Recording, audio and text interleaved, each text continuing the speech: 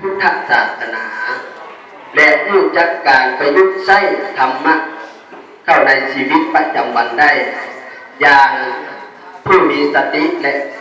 อย่างเป็นการช่วยแก้ไขปัญหาสังคมอีกทางหนึ่งลงนักเรียนนักศึกษาเยาวชนผู้ผลให้ของการอบายมุขและสิ่งเสพติดให้โทษต่างๆทุกคนฝึกให้มีความอดทนอุ่นรสกุศล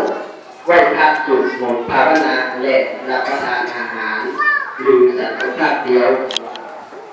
มีความประพฤติดีงามอ่อนน้อมถ่อมตน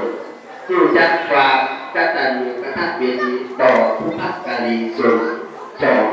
โดยการพุทธศาสนาสัมพันธ์ลาวภาคส่วนหน่วยงานของพระรัฐและอำนาจการปกครอง